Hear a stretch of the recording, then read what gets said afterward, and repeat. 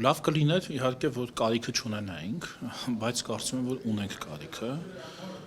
հաշվի առնելով նաև այս վերջին իրադարձությունները ազգային ժողովում եւ հիմա պետաիրավական հարցերի հանձնաժողովը զբաղվում է էթիկայի հանձնաժողով ստեղծելու քննարկումներով, բանակցություններով, ինչու բանակցություններով, որովհետև այն պետք է լինի կոնսենսուսով, հա, միայն մեծամասնության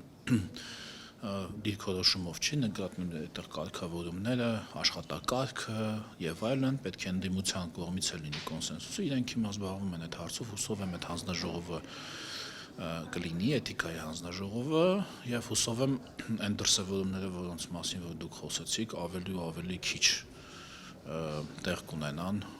եթե ոչ ամբողջությամբ կվերանան մեր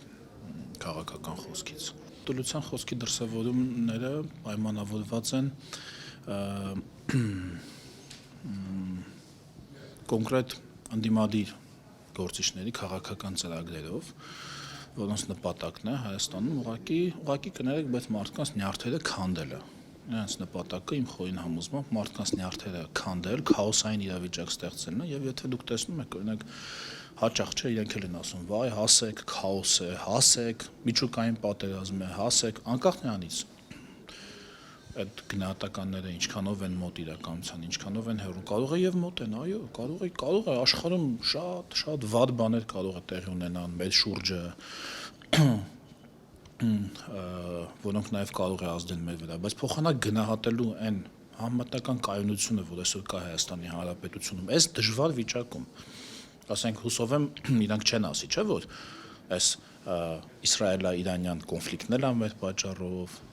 ուկրաինա-ռուսական կոնֆլիկտն էլ է մեր պատճառով, այդպես չեն ասի, չէ՞, բայց այդ կոնֆլիկտները ունենում են ահռելի մեծ ազդեցություն, չէ՞ մեր տարածաշրջանի վրա եւ պետք է գնահատել այն ջանքերը, որոնք որ մեր պետությունը այս փոթորկի մեջ պահում են համեմատաբար կայուն եւ խաղաղ եւ ոչ թե փորձել ասել անընդհատ կներեք բայղուշների նման բաներ այդ չարագուշակ այդ խոսքով անընդհատ առավոտ զարթնում ես բան էլի ոնց որ լինի, ասենց գիտեք ինչ, մարդուն ամբողջ օրը նեգատիվով են լցնում, վայ հասեք, վայ բանն են ասելու քաղաքական, թող քաղաքական ասելիք ասեն ու դադարեցնեն այդ հայհոյա խառը, այդ վիրավորական ամոթել է նույնիսկ ու դա նաև միայն քաղաքական գործիչներին չի վերաբերում, դա նաև վերաբերում է շատ լրատվության միջոցների, չեմ ասի ասենք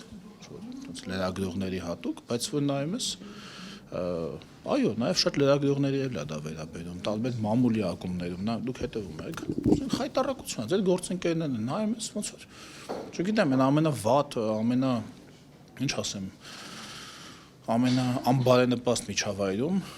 սոցիալական, չգիտեմ, կամ ենթամշակութային, երևի տենց չեն խոսում մարդիկ։ Դա պետք է դադարեցնել, եթե քաղաքական ասելիք ունեն, իսկ քաղաքական ասելիք կներեք շատ կա։ Ես կարծում եմ, որ այսօրվա Հայաստանում էլ այո, ընդդիմադիր քաղաքական ասելիք շատ կա եւ մեզ պետք է լսել այդ քաղաքական ասելիքը, եւ մենք կուզենայինք լսել, բայց իրենք դիտավորել գնում են ոչ թե այդ ճանապարհով, որտեղ իրենց նպատակը հարցեր լուծելը չի, իրենց նպատակը հարցեր ստեղծելն է, խնդիրներ ստեղծելն է, ոչ թե ինչ որ եղած խնդրի լուծմանը նպաստել օգնելը։